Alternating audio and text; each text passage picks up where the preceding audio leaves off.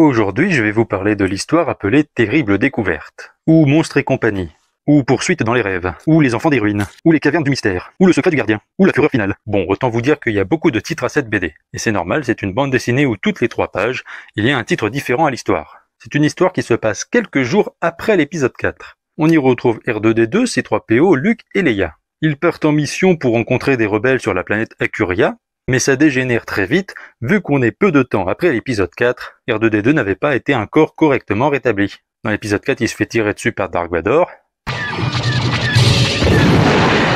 et on apprend que ses réparations n'ont pas été complètes.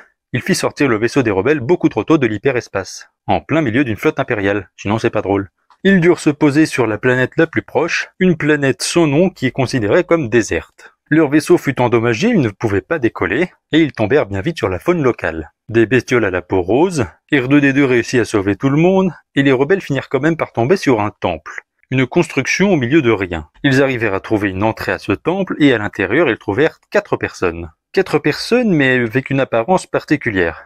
Déjà parce que les dessins sont dégueulasses, mais aussi parce qu'ils ont des yeux particuliers. Et ils se présentent, et ce ne sont pas des humains. Ce ne sont même pas techniquement des êtres vivants. Ce sont des androïdes, un mélange entre des droïdes et des êtres vivants. Mais pas des cyborgs, c'est pas pareil. Sauf qu'à peine ils eurent le temps de se présenter que les impériaux débarquèrent. Les 4 androïdes amenèrent les rebelles devant leur chef, ou leurs parents. Un parent qui se fait appeler le gardien. Une sorte de droïde à moitié biologique, qui était un peu mécontent d'être découverte, mais qui expliquait son histoire aux rebelles. Il y a bien longtemps, une espèce habitait sur cette planète, une espèce très avancée technologiquement par rapport au reste de la galaxie, sauf qu'on parle d'espèce intelligente, qui dit espèce intelligente dit guerre. Heureusement, c'est pas vrai dans tous les cas. Donc il y eut une guerre civile sur cette planète qui ravagea la surface. Il devint presque impossible de vivre sur cette planète. Ses habitants évolués technologiquement décidèrent de fuir. Mais avant leur départ, ils créèrent le gardien. Cette sorte de machine était là pour recréer la vie sur la planète. Il devait y ramener un équilibre naturel.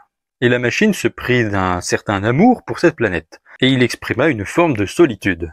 Il créa donc 4 individus, les 4 androïdes du début, chacun ayant une particularité, l'un ayant un pouvoir lui permettant de contrôler plus facilement l'eau, l'autre le feu, l'un la terre et l'autre le vent. Je précise, c'est quand même une vieille BD. Et avec le temps, ils réussirent à redonner un état naturel à la planète. Mais ils ne voulaient accueillir personne et ils créèrent ces grosses bestioles qu'on voit au début, qui leur permit de repousser tout individu se posant sur la planète pendant des années. Mais il faut croire qu'R2-D2 est plus malin qu'eux. Mais malheureusement pendant son speech, les impériaux arrivèrent. Et le gardien utilisa ses bras pour faire déguerpir les impériaux. Il leur fit peur en faisant s'effondrer une grotte sur eux. Mais il les a pas tués.